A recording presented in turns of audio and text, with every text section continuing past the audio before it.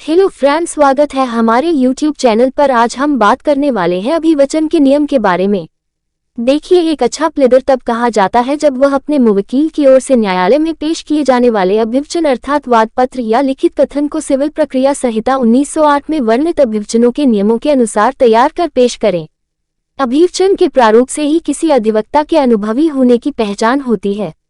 नियम अनुसार तैयार किया गया अभिवचन जहां न्यायालय को वाद के संपूर्ण प्रक्रम यानी कि स्टेज में सहायक होता है, वही पक्षकारों को भी अनावश्यक खर्चों व परेशानियों से बचाता है।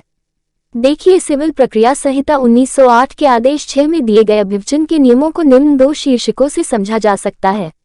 पहला है अभिवचन के मूलभूत नियम, फंडामेंटल जो बेसिक प्रिंसिपल्स है, व दूसरा है अभिवचन के सामान्य नियम, general principles of pleading. Civil प्रक्रिया संहिता 1908 के आदेश 6 नियम 1 में दिए गए अभिवचन के सामान्य नियमों के अनुसार प्रत्येक अभिवचन तैयार करते समय प्लीडर को निम्न मूलभूत सिद्धांत को अपनाना चाहिए।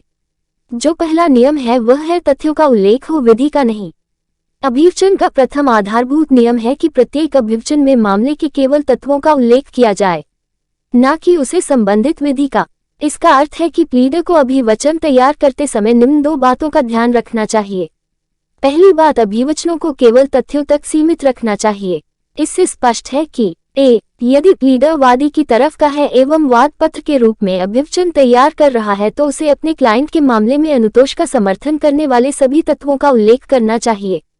ऐसा करते समय ये ध्यान रखना चाहिए कि तथ्य वही हो जिन्हें बाद में न्यायालय द्वारा मांग किए जाने पर भारतीय साक्ष्य अधिनियम 1872 के तत्वों की सुसंगत वाले अध्याय की धारा 5 से 55 में वर्णित सुसंगत तथ्यों से साबित किया जा सके। इसी का बी है, यदि प्लीडर प्रतिवादी की तरफ का है तो एवं लिखित कथन या प्रतिदावा के रूप में अभिवचन तैयार कर रहा है तो अब उसे अपने क्लाइंट के मामले में वादी के अनुतोष की प्रतिरक्षा करने वाले सभी तत्वों का उल्लेख करना चाहिए। ऐसा करते समय ये ध्यान रखना चाहिए कि तथ्य वही लिखा जाए जिन्हें बाद में आवश्यकता पड़ने पर साबित किया जा सके। दूसरा है, अभिवचन में विधि का उल्लेख नहीं करना चाहिए। इससे स्पष्ट होता है कि अभिवचन अर्थात वाद पत्र या लिखित कथन तैयार करते समय संबंधित अधिनियम का नाम, उसकी धाराएं आदि का उल्लेख नहीं किया जाना चाहिए, परंतु इसके निम्न अपवाद है, उसको देखते हैं। पहला है, विदेशी विधि का उल्लेख किया जाना चाहिए। दूसरा है, परिसीमा विधि का उल्लेख ही कहकर करना चाहिए कि वादी का वाद पत्र परिसीमा अधिनियम में वर्णित विहिकाल में वर्जित है।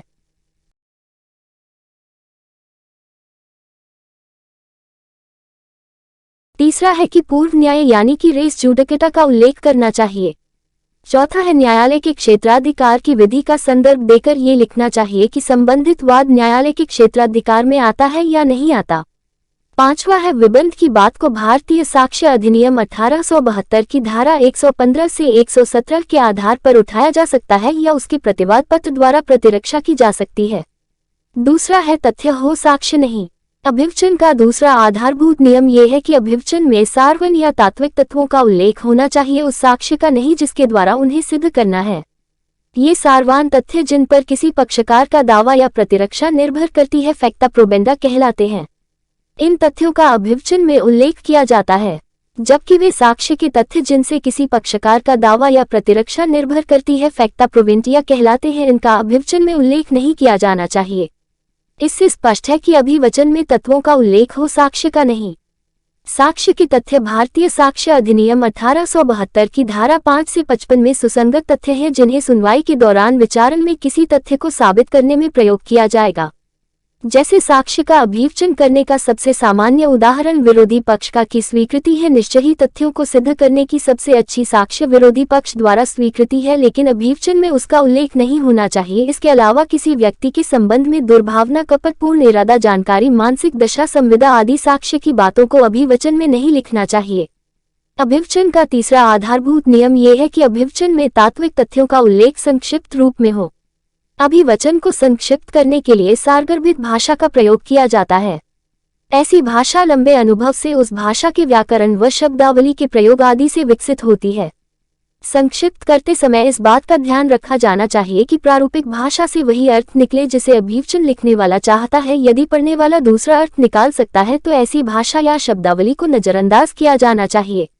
ऐसा करते समय निम्न बातों का ध्यान भी रखना चाहिए।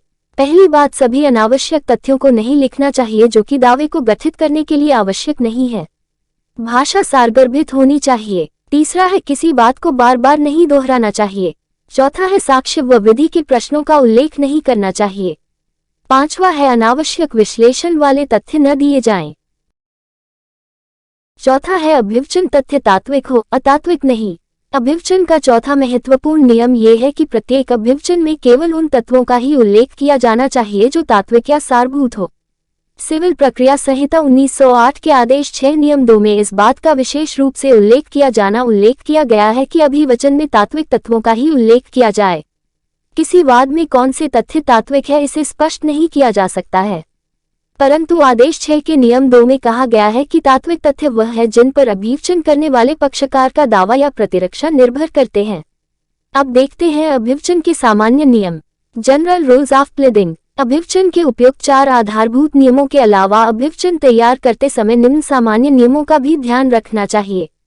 पहला है प्रत्येक अभिवचन आवश्यकता अनुसार पैराग्राफ में विभक्त होने चाहिए। ये बात आदेश से नियम 2 में लिखी गई है।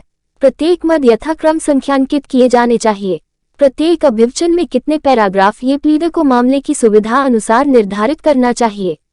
अभिवचन की तारीख, राशियां और संख्याएं अंकों एवं शब्दों दोनों में लिखनी चाहिए। आदेश 6 नियम 3, जहां आवश्यक हो नियम में विशिष्टता दी जानी चाहिए। प्रत्येक अभिवचन अर्थात वाद पत्र या लिखित कथन पर पक्षकार द्वारा और यदि उसका कोई प्लीडर है तो उसके द्वारा हस्ताक्षरित किया जाना चाहिए। आदेश 6 नियम 14 में बताया गया है। अभिवचन में सूचना की तामील के लिए पक्षकारों के पत्ते दिए जाने चाहिए। ऐसे पते को रजिस्टर्ड पता कहा जाता है। आदेश के नियम 14 का प्रत्येक अभिवचन उसे करने वाले पक्षकार द्वारा या पक्षकारों में से एक के द्वारा सत्यापित किया जाएगा। आदेश 6 नियम 15। इसके साथ ही यदि वाद पत्र तैयार किया जा रहा है तो आदेश 7 और लिखित कथन तैयार किया जा रहा है तो आदेश 8 के नियमों का भी पालन किया जाना चाहिए। तो दोस्तों ये थी हमारे अभिवचन की आज की क्लास। आशा करता हूँ कि आपको अच्छी लगी होगी। चैनल पर नए हैं तो चैनल को सब्सक्राइब जरूर कर दें।